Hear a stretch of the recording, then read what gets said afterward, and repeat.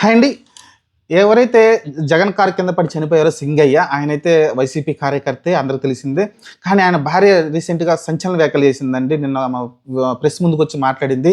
ఆ వ్యాఖ్యల్లో చాలా నిజాలైతే బయటకొస్తా ఉన్నాయి. ఎందుకంటే జగన్మోహన్ రెడ్డి గారిని ఆమెను కలిసింది. కలిసిన తర్వాత ఎవరైతే ఆ రోజు ఇంకొక వ్యక్తి చనిపోయారో వాళ్ళు కూడా వచ్చి అక్కడ కలిసారు జగన్మోహన్ రెడ్డిని. కలిసిన తర్వాత ఆమె ప్రెస్ ముందుకొచ్చి మాట్లాడింది. మాట్లాడిన విషయాలు చూస్తుంటే మనకు క్లియర్‌గా ఈ కేసు వచ్చేసి జగన్మోహన్ రెడ్డి నుంచి లోకేష్‌కి చుట్టుకునేలాగా క్లియర్‌గా కనిపిస్తా ఉంది. ఎందుకంటే లోకేషే ప్రభావితం చేసి, లేకుంటే లోకేషే గట్టిగా ఫోర్స్ తోటి ఆమెను కేసు పెట్టించి జగన్ ఇరికించాలనే ప్రయత్నం అయితే లోకేష్ చేసినట్టయితే క్లియర్‌గా అర్థమవుతుంది ఆ మాటల్లో చూస్తే. మరి జగన్ నుంచి జగన్ హత్య చేయించాడు కాడ్నుంచి లోకేష్ చంపించాడేమో సింగయ్యని అన్నట్టు థాట్‌లో అయితే వెళ్ళిపోతా ఉంది కేసయితే. ఎందుకంటే ఇంకా కేసు యాక్చువల్‌గా హైకోర్టులో నడుస్తా ఉంది. మనం మాట్లాడుకున్నాం హైకోర్టులో జడ్జి గారు కూడా ఇదే చెప్పడం చూసాం. అసలుకి డ్రైవర్‌కు యాక్సిడెంట్ చేస్తే లోపల కూర్చున్న ప్రయాణికులకి ఏంటి సంబంధం అని అయితే జడ్జి గారు కూడా ప్రశ్నించడం చూసాం. అసలు ఇది కేసు ఎలా అవుద్దని ప్రశ్నించడం చూసాం. కానీ అది వేరు వేరు కోణాల్లో వాళ్ళ లాయర్ మాట్లాడడము దాన్ని సరే స్టే అయితే ఇచ్చింది. సరే అది పక్కన పెట్టేస్తే సింగయ్య భార్య మేరీ ఆమె పేరు ఎస్సీకి సంబంధించిన ఆమె ఏం మాట్లాడిందంటే జగన్మోహన్ రెడ్డిని కలిసిన తర్వాత ఆమె బయటకు వచ్చి ప్రెస్ మీట్ పెట్టి మాట్లాడడం చూసాం. ఆ ప్రెస్ మీట్లో ఆమె క్లియర్‌గా చెప్తుంది ఏంటంటే నా భర్త అంబులెన్స్ ఎక్కే ముందు దాదాపు నాతోటి మాట్లాడినప్పుడు మంచిగానే మాట్లాడాడు. అలా ఎలాంటి ఇబ్బంది లేదని మాట్లాడాడు. మరి ఆ తర్వాత అంబులెన్స్ ఎక్కిన తర్వాత హాస్పిటల్‌కి వెళ్ళేలోపు మధ్య దారిలో ఏం జరిగిందో తెలియదు. హాస్పిటల్‌కి వెళ్ళేలోపే చనిపోయారని అయితే చెప్పుకొచ్చింది. అలానే హాస్పిటల్‌కి ఆటోలో తీసుకెళ్దామంటే లేదు అక్కడ ఉన్న పోలీసులు గానీ, అక్కడ ఉన్న కొంతమంది నాయకులు గానీ లేదు ఆ ఆటో వద్దు, ఖచ్చితంగా అంబులెన్స్ వచ్చేదాకా వెయిట్ చేద్దామని చెప్పారు. అదే ఆటోలో వెళ్ళిపోయి ఉంటే నా భర్త బతికేవాడేమని చెప్పుకొచ్చింది. అలానే ఆ అంబులెన్స్‌లో ఎక్కే ముందు మా భర్త మాట్లాడినప్పుడు అంబులెన్స్ ఎక్కిన తర్వాత ఏం జరిగిందో నాకు అనుమానంగా ఉంది. దీనిపైనైతే విచారణ చేయాలని అయితే ఆమె అయితే కోరుతుంది. అలానే నా భర్త చనిపోవడంలో చాలా అనుమానాలను అయితే ఆమె అయితే వ్యక్తం చేస్తా ఉంది. అలానే ఆమె చెప్పిన మాటలు ఏంటంటే మీకు ఆడియో కూడా వినిపిస్తాను. చూద్దురు మీరు. అయితే ఆమె ఇంకా క్లారిటీగా చెప్తుంది. జగన్ అంటే మాకు చాలా ఇష్టం ఉంది. లోకేష్ గారే ఒక 50 మంది మనుషుల్ని పంపించారు. అక్కడ పోలీసులను పంపించారు. పోలీసులు మా దగ్గరకొచ్చి మేము ఎస్సీయే అమ్మ, మిమ్మల్ని మంచిగా చూసుకుంటాం, మీకు న్యాయం చేస్తామని వాళ్ళు కూడా వచ్చారంట పోలీసులు. ఒక 50 మంది దాకా వచ్చేసి మమ్మల్ని కొంచెం లోకేషే పంపించారు మమ్మల్ని అని అయితే ఆమె డైరెక్ట్‌గా చెప్పడం చూస్తున్నాం మనం. ఈ మాటలు చూస్తే మనకు క్లారిటీగా ఏమర్థమవుతుంది, జగన్మోహన్ రెడ్డిని ఎట్టి పరిస్థితుల్లో ఇరికించాలి, జైలుకి పంపించాలనే థాట్‌లో లోకేష్ గారు ఆతృతతోటి ఇలాంటి తప్పులైతే చేసినట్టయితే క్లియర్‌గా అర్థమవుతుంది. ఎందుకంటే సింగయ్య మరణాన్ని అడ్డు పెట్టుకొని ఇమ్మీడియట్‌గా జగన్ అరెస్ట్ చేయాలన్న థాట్‌లో వెళ్ళిపోయారు. అదేంటో నాకు అర్థం కాలేదు. నడిపిన డ్రైవరు గవర్నమెంట్ అతను, ఒక కానిస్టేబుల్. అతను డ్రైవ్ చేసి అతను తొక్కిచ్చాడు. జగన్మోహన్ రెడ్డి ఎక్కడో వెనకాల సీట్‌లో కూర్చున్నాడు, లేకుంటే ఫ్రంట్ సీట్‌లో కూర్చున్నాడు అనుకుందాం. కానీ డ్రైవ్ చేసిన అతనికి కదా కేసు ఆపాదిస్తారు.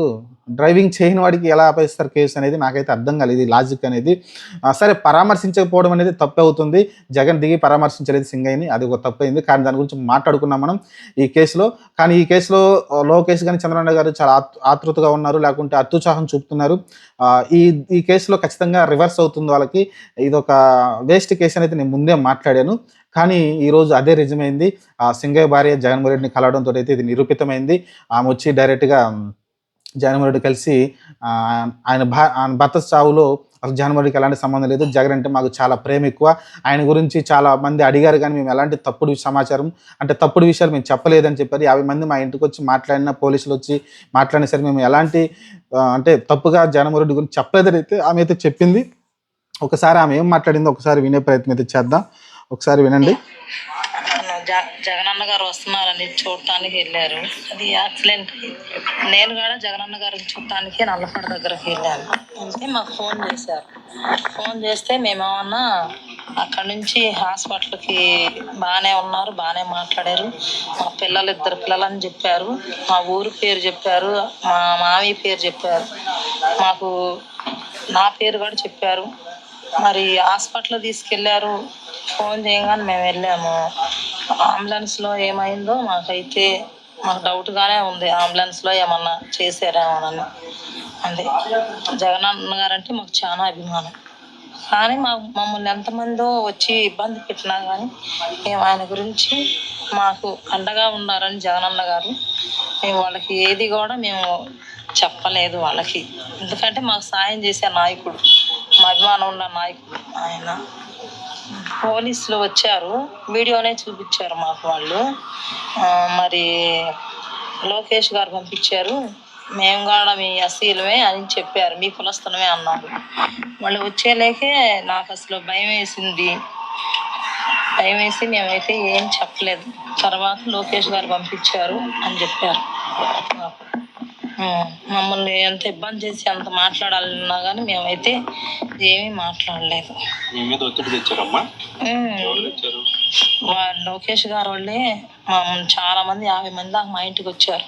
చెప్పేశారు వాళ్ళు, మేము లోకేష్ గారు పంపించారండి మమ్మల్ని అన్నారు. అంబులెన్స్ లో మరి బాగానే మాట్లాడాడండి. ఇన్ని మాట్లాడిన ఆయన మరి చిన్న దెబ్బలే తగిలింది చేతికి, ఇక్కడ దెబ్బ నుంచి ఎక్కడా దెబ్బ తగలలేదు. మరి ఎక్కడా దెబ్బ తగలినప్పుడు అతను ఎందుకు చనిపోతాడు? చనిపోయే అవకాశం కూడా లేదు ఉంది. మరి ఒక్కరావు దెబ్బకే చనిపోడు, ఏదో అంబులెన్స్ లో జరిగిందనే మాకు మరి జగనన్న గారు మా పార్టీ వాళ్ళు వచ్చి మిమ్మల్ని మేము తీసుకెళ్తాం, మా అతన్ని మేము మా పార్టీ నాయకుడిని మేము తీసుకెళ్తాం మా ఆటోలో అన్నా కానీ వాళ్ళు అసలు ఒప్పుకోలేదంట. అంబులెన్స్ రావాలి, దానిలోనే ఎక్కించుకుంటాము అని చెప్పారు. మరి ఈలోపు ఆలస్యమయ్యేలే. ఇదండి మీకు తెలిసింది కదా. సింగయ్య భార్య అయిన మేరీ గారు అయితే ఇలా అయితే ప్రెస్ ముందు అయితే మాట్లాడారండి. మరి దీంతో పటాపంచలు అయిపోయినాయి. అసలుకి జగన్మోహన్ రెడ్డి దగ్గర నుంచి కేసు పూర్తిగా టర్న్ అయిపోయి లోకేష్ గారే అంటే ఒక అంటే ఆమెని ప్రలోభాలకు పెట్టేసి లేకుంటే ఒత్తిడి చేసి ఆమె దగ్గర నుంచి అయితే కేసు పెట్టించారని అయితే క్లియర్గా అర్థమవుతుంది. చెప్పాను కదా అసలుకి ఈ కేసు అసలుకి యూజ్లెస్ అని ముందే మాట్లాడాను. అసలుకి ఎలా మరి టీడీపీ వాళ్ళు అసలుకి ఆ లాయర్లు ఎవరో కానీ మరి ఎలా కన్విన్స్ చేశారు చంద్రబాబుని, లోకేష్ని ఈ కేసు పెడితే జగన్మోహన్ రెడ్డి జైలుకి వెళ్తాడని ఎలా కన్వే చేశారు నాకైతే తెలియదు. కానీ లేదా జగన్మోహన్ రెడ్డి ఒక తప్పుడు మనిషి లేకుంటే ఆ రకంగా ప్రాపగాండా చేయాలనుకున్నారు, అది మటుకు సక్సెస్ అయ్యారు. 100% టీడీపీ కానీ లేకుంటే వాళ్ళ సోషల్ మీడియా కానీ 100% జగన్మోహన్ రెడ్డిని అంటే ఒక తప్పుడు వ్యక్తిగా లేకుంటే ఒక క్యారెక్టర్ లేని వ్యక్తిగా అయితే ఖచ్చితంగా దానిలో సక్సెస్ అయ్యారు. ఎందుకంటే జగన్మోహన్ రెడ్డి అక్కడ సింగయ్య కారు కింద పడిపోయిన తర్వాత అతను దిగి కనీసం కారు దిగి అతను పరామర్శించలేదన్న థాట్ని అయితే బాగా గట్టిగా తీసుకెళ్ళిపోయారు. దానిలో మటుకు సక్సెస్ అయ్యారనుకోవచ్చు టీడీపీ నాయకులు కానీ లేకుంటే వాళ్ళ సోషల్ మీడియా అవ్వచ్చు. కానీ ఈరోజు కేసు ఏమైంది ఇమీడియట్గా అయితే అసలు ప్రజలకు ప్రతి ఒక్కరికి తెలిసిపోయింది. ఈరోజు అన్ని న్యూస్ ఛానల్లో అయితే ఈ న్యూస్ అయితే స్ప్రెడ్ అయింది. ఇప్పుడు లోకేష్ గారే ఇది కావాలని చేయించి లోకేష్ గారే బలవంతంగా ఆమె చేత తప్పుడు సమాచారాన్ని అంటే తప్పుడు కేసు పెట్టించారని అయితే క్లియర్గా అర్థమైపోతుంది. చూద్దాం మరి ఇప్పుడైతే సింగయ్య డెత్ అసలుకి కారు కింద పడ్డప్పుడు చనిపోలేదు, అతను కాల్మిన్ కాలేజ్ మన వీడియోలో విజువల్స్లో క్లియర్గా కనిపిస్తోంది. అంబులెన్స్ వచ్చేసరికి అతను కాల్మిన్ కాల్ వేసుకొని క్లియర్గా మాట్లాడుతున్నాడు, చేతులు అటు ఇటు ఊపుతున్నాడు. అంత కాన్షియస్ లేకుండా అంత సీరియస్గా దెబ్బలు తగిలి ఉంటే అతను చేతులు ఇటు ఇటు ఊపుతున్నాడు, కాల్మిన్ కాల్ వేసుకుని అటు ఇటు ఊపుతా ఉన్నాడు. కాబట్టి అంత సీరియస్గా అతనికి అయితే దెబ్బలు తగిలినట్టయితే క్లియర్గా అర్థమవుతుంది అప్పుడు జరిగిన సిచ్యువేషన్ బట్టి. ఆ తర్వాత అంబులెన్స్ ఎక్కిన తర్వాత ఏం జరిగింది అనేది మనకు తెలియదు. అది విచారణ చేపట్టి ఏమన్నా సిట్ లాంటిది సిబిఐ లాంటిది ఎంక్వైరీ వేస్తే అప్పుడు మనకి ఏమైనా క్లారిటీ వచ్చే అవకాశం ఉంటుంది, కానీ లేకుంటే మనకేం తెలియదు. సరే ప్రస్తుతం అయితే గవర్నమెంట్ కూటమి చేతిలో ఉంది కాబట్టి సరే వాళ్ళు ఏమైనా చేయగలరు, తర్వాత చూద్దాం విషయం. కానీ ప్రస్తుతానికి అయితే న్యాయం చేస్తే బాగుంటుంది. అసలు సింగయ్య ఎలా చనిపోయాడు అనేది, ఎందుకంటే ఒక వీడియో బయటకు వచ్చింది జగన్ కారు కింద పడ్డది, అంత మించి మనకి ఎలాంటి డీటెయిల్స్ రావట్లేదు. ఇంకొక పెద్ద చర్చ ఏం నడుస్తుందంటే అసలు జగన్కి Z+ సెక్యూరిటీ ఉన్నప్పుడు ఆ వ్యక్తి ఎలా వచ్చి కారు కింద పడ్డాడు, అలానే అసలుకి అతని చుట్టుపక్కల అన్ని కెమెరాలు ఉంటాయి కదా. యాక్చువల్గా అతన్ని షూట్ చేయడానికి చాలా కెమెరాలు వస్తాయి కదా, మీడియా ఉంటుంది, చాలా ఛానల్స్ వాళ్ళు ఉంటారు, అలానే సోషల్ మీడియా వాళ్ళు ఉంటే చాలామంది ఉంటారు. అసలు ఈ వీడియోలన్నీ ఎటుపోయినట్టు నాకైతే అర్థం కావట్లేదు. ఒక్క షాట్లో కూడా సింగయ్య ఎలా వచ్చి కారు కింద పడ్డాడు అనేది ఒక్క వీడియో కూడా మనకైతే ఫుటేజ్ అయితే బయటకు రావట్లేదు. అలానే అసలు గవర్నమెంట్ తరపున కూడా మనం చూస్తే వాళ్ళ వెహికల్స్ పైన ఒక కెమెరా ఫిక్స్ చేసి ఉంటుంది ఎప్పుడు కూడా. అది అక్కడే జరిగే సిచ్యువేషన్ అంతా రికార్డ్ చేస్తూ ఉంటుంది ఒక విఐపి వెళ్ళినప్పుడు. ఆ కెమెరాలో అసలు అక్కడెక్కడ రికార్డు కాలేదు మనకి. అంటే అసలు జగన్ ప్రతి అణువణువు అనేది రికార్డు చేసుకుంటూ వస్తుంటారు. సాక్షి దగ్గర కూడా అలాంటిది లేకపోవడం నాకు విచిత్రంగా అనిపిస్తుంది. ఎందుకంటే సాక్షి 24 గంటలు అసలు జగన్ చుట్టే తిరుగుతూ ఉంటుంది వాళ్ళ మీడియా, మరి వాళ్ళ దగ్గర కూడా వీడియో అయితే దొరకలేదు. ఎక్కడో అసలు జరిగింది అసలు క్లారిటీ అయితే రావట్లేదు. చూద్దాం మరి ప్రస్తుతానికైతే ఈ కేసు అయితే ట్విస్టుల మీద ట్విస్ట్ అయితే ఒక మంచి థ్రిల్లింగ్ సినిమాలు అయితే వెళ్ళిపోతూ ఉంది. కానీ సింగయ్య డెత్ అనేది చాలా మిస్టరీగా ఉంది. ఎందుకంటే చెప్పాను కదా వాళ్ళ భార్య అదే అనుమానం వ్యక్తం చేస్తుంది. అలానే ఆ అంబులెన్స్లో ఏం జరిగింది అనేది మనకు క్లారిటీ లేదు.